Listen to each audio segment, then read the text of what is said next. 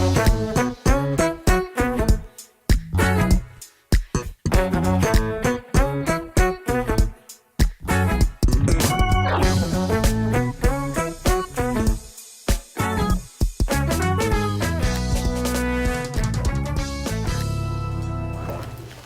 I'm Harvey, Elwood. Once again, we're here at the Regional Medical Center for WOCS 93.7 FM and New Perspectives Media.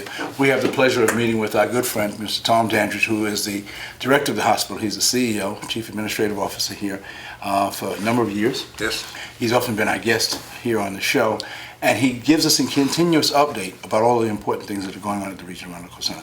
Tom, welcome back. Thank you. Give us some updates on what's going on currently in healthcare. What's the future of healthcare right now? Well, as we know, we just had an election, and we have a change in leadership in the White House. The Republicans maintain control of Congress.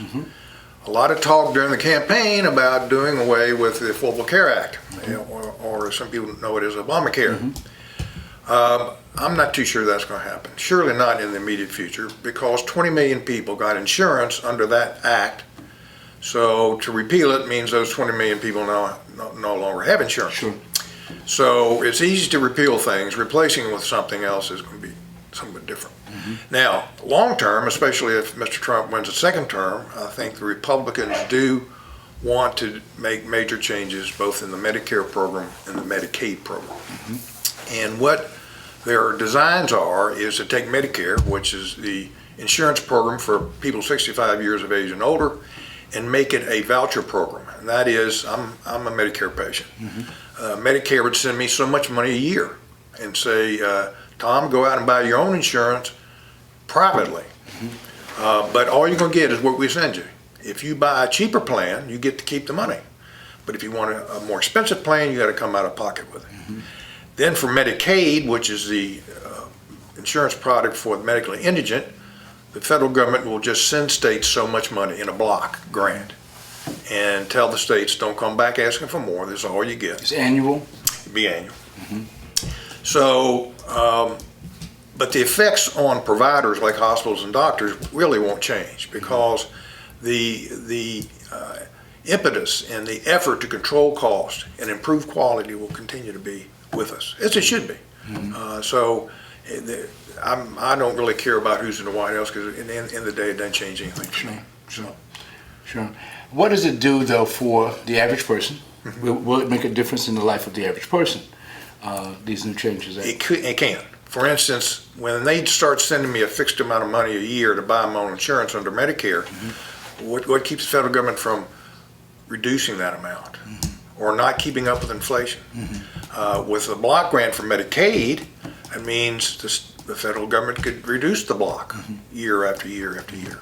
So it could affect us. These are important issues that the people need to be aware of. And thank you so much for bringing this to the attention of the public. Medical detox. Tell us about that. Well, it's going to be a new program for us. We haven't started yet, but our board approved this program our last board meeting. It's not a big program. We'll maybe have 2-3 patients a day who are going through that difficult phase of detoxing due to alcohol or drug addiction. And they spend about 3 days with us all. And then we get them into an intensive outpatient program after that. So when they're going through the detox part, you want them in a safe place. So is this similar to many years ago, I guess during the 1950s, 60s, 70s, heroin was a major epidemic across the country. Is this something similar to that? It can be. There's a period of time when patients got to be medically supervised as they're getting through this difficult 72-hour phase of detox. They can't really be treated until they get through this phase. And it should be in the hospital. Now after that, you release them to their primary care physician or one of these 28-day programs or something else. But this 3-day program is a significant time for them. So this is something brand new for the Regional Medical Center. Yes. You guys are doing a lot of new things. You're doing a lot of things with preventive medicine as well. Healthy living, HealthPlex. You want to talk to us about that, if you will? Well, that's healthcare is going from being concerned about your illness to being concerned about your illness, but is more importantly about your wellness. Let's get you well and let's keep you well. something we really haven't concentrated on in this country. We spend 40% more per capita than any other country in the world on health care, yet we as Americans are not very healthy. Sure. If we were healthy, if we were getting a 40% return on our health, no one would be complaining. You and I would be living to be 100. And the hospitals would be almost obsolete. Exactly. Sure. So we've really got to move the needle on that. And so you see more and more resources going to places like the Healthy Living Center, where we're trying to create a life plan for the patient. Not only get you medication, but let's get you psychologically analyzed to see whether your mind is. Frequently people who have health problems are depressed. And then let's get you an exercise program. Let's get you in a nutrition program. That's with type 2 diabetes. Largely behavior can control that, as opposed to a shot or more and more medication. Exactly. So you're going to see this happen more and more. And quite frankly, we're going to be reimbursed based on this. Oh, really? Oh, yeah. So how was that? Explain. Well, in the old days, even now we were called fee for service. That is, do something to a patient, you can bill for it. Sure. Okay. Now the payer is going to say, wait a minute, we're not going to pay you like that anymore. We're going to pay you based on the value you bring to that patient. Okay. So you can do all the EKGs, all the lab work you want to. Sure. We're not going to pay you based on that. How are you actually providing a service that's going to make this person live longer, be healthier, improve the quality of life? Exactly. I think that's a good formula. Yeah. So it's, again, that's why the emphasis now is on your health. Okay. It used to be, I'm in the hospital business. So every time a patient comes in the hospital, to me, that's a sale. Sure. Well, now we're going to say no, or each day we keep you out of the hospital, it becomes a sale. So, exactly. So it's a whole new thought pattern, and we're going to stumble and fall, but we'll pick ourselves up. As you have done always. Dust ourselves and go back in there. Sure. Clinical trials. Clinical trials. This is an idea that we've been talking about for a while, once we got into our affiliation with Medical University. So generally speaking, our clinical trials will be done in the Cancer Center in conjunction with Medical University, and also over here in the Dallas Access Institute. Dr. John Ross. John Ross. And we're going to create a clinical trial office, and we will run all our trials through that office. And we're doing trials now, but not in a big way. Any specific thing you want to point to in terms of clinical trials that we're doing right now? Or? Yes, Duke developed a bioengineered vein graft. And they came to Dr. Ross, and say, we would like you to use this in one of our clinical trials, which is called phase 3 clinical trial. That's the last phase of the research. And if it comes out of that being efficacious, then they can put it on the market. Okay. So we have implanted 20 of them. Wow. And hopefully we'll do 60 of them. Wow. These vein grafts, a typical vein graft, the ones we use now, start to deteriorate in about 6 months. These things will last years. Wow. And for a medium-sized hospital such as the Regional Medical Center, this is a great step forward. Many people may not recognize the value and the importance of clinical trials, but clearly this is on the cutting edge. This is what universities and hospitals are doing all over the country, and now we're very much a part of that. So I'm glad, I'm enlightened, and the public also is enlightened with the fact that the Regional Medical Center is doing some step-up kinds of things. This is great. And in oncology, it used to be that cancers were treated by protocol in this country. Well, at one time, cancer was a death sentence. Yeah, it was. But now? But now, when a Tom Dandridge gets cancer, they actually develop a treatment specifically for me.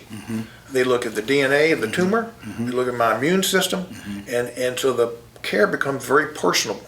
And these are also clinical trials as well. Clinical trials, right. So it's going using DNA mapping, we can tell a lot about what the cancer is like, what it will respond to, what it won't respond to. And it may be different for you or me. Based on the DNA? Exactly. Based on family heredity? Exactly. Okay. So, but we got to go through these trials to determine what works and what doesn't work. So we're excited about all that. Yeah, I'm excited as well. One additional area, accountable care organization. Tell us about that. Well, that's kind of hand in glove with what I was telling you about before. Is we joined what's called an accountable care organization, which is in our case, a group of physician groups in 3 different states, and we come together and attempt to coordinate care. Something we don't do very well in this country. Now you're using different. You guys are in different states. Is it a regional thing? Is it Georgia, Florida, Georgia, Florida, and us? Okay, all right. And it's called a share savings program. So if you save the Medicare program money, you get to split it with the federal government. So again, that's an emphasis on spend less. Now, it's more than just spending less, because it's easy to spend less. The question is, but higher quality at the same time. Sure. And it can be done. Sure. We're learning, but it is a learning process. My staff were a little concerned when I said, I think we ought to join this, because are we ready? I said, friends, if you want to learn to swim, you got to get in the pool. That's exactly right. So we're in the pool. Very good. At the deep end. Very good. Anything else, Les, that we need to touch on? Anything that we need to highlight about the Regional Medical Center? Well, we got our Healthplex now is open to the public, general public. Yeah, tell us about that if you want. Well, we weren't for a good while. It was open to our staff and our board and our doctors. Right. But now we decided to open up to the general public. And it's a nominal fee, I understand. It's $36 for a single membership per month, $54 for family. Right. So. Well, it sounds good. I think I need to sign up. Yeah, but you're skinny. No, but I need it for health reasons. Okay. I have health reasons. I need to maintain Come on. the right kind of metabolism. We'll get you the T-shirt. 93.7 WOCS, New Perspectives Media, Tom Dandridge, the CEO of the Regional Medical Center here in Orangeburg, South Carolina, representing Calhoun County and beyond, because now, of course, as he's alluded to the fact that there's a tri-state consortium of care that's going on between Georgia and Florida and South Carolina, and the Regional Medical Center is very much a part of that. Tom, we want to thank you. Thanks, Harvey. For all you're doing, and we hope you'll bring us back, and we'll talk about some other stuff that's going on. Anytime. This has been a production of New Perspectives Media, a part of the People Station, WOCS 93.7 FM, located at 1581 Russell Street, Orangeburg, South Carolina. Also found online at WOCS937FM.com. New Perspectives Media is sponsored by Orangeburg Consolidated School District 5. Regional Medical Center. The Department of Public Utilities. Jimmy Jones Toyota of Orangeburg, and the Curry Insurance Agency. For more information about upcoming programming, tune in to WOCS 93.7 FM, the People Station.